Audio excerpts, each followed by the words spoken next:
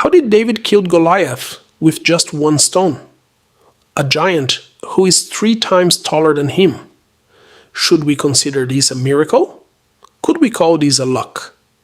Could this be strategy? What if David had missed the target? 1 giant, 1 shepherd, 1 stone?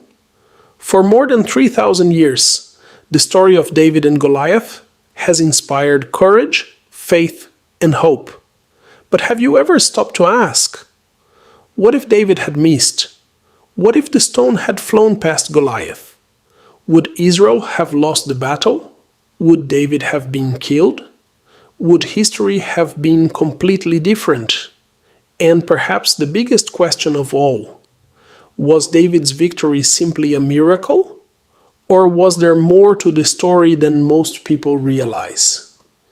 Today, we're exploring one of the Bible's most famous battles, not to tell you what to believe, but to examine the questions that continue to fascinate believers, skeptics, historians, and scholars. Let's begin. The story takes place in the valley of Elah. On one side stood the army of Israel. On the other stood the Philistines. For 40 days, a warrior named Goliath stepped forward and challenged Israel.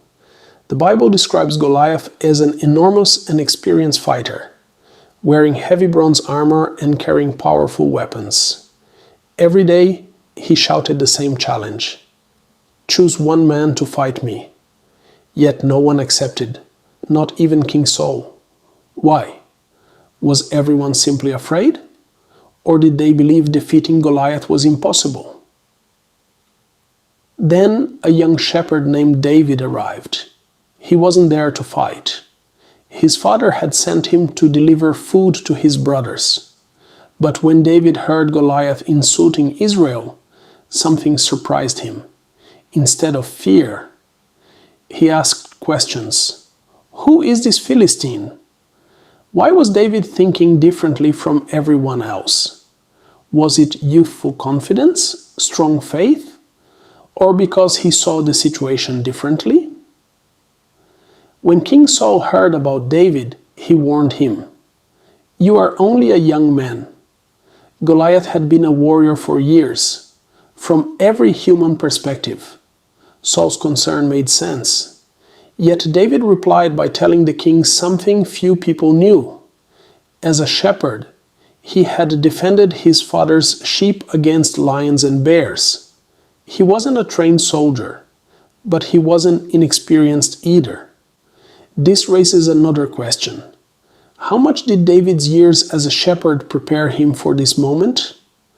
Could his greatest strength have come from skills nobody else recognized? Saul offered David his own armor. David tried it on, then took it off. It didn't fit. Instead, David picked up his staff, his sling, and 5 smooth stones from a nearby stream. Immediately, another mystery appears. If David believed God would give him victory, why carry 5 stones? Was he expecting to miss?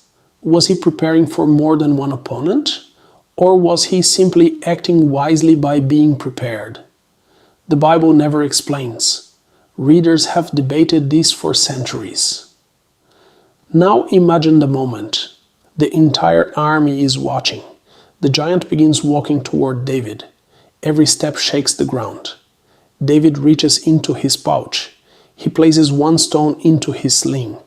He begins to swing it, round and round. Then he lets go. The stone flies through the air, and here we arrive at one of the most fascinating thought experiments. What if David had missed?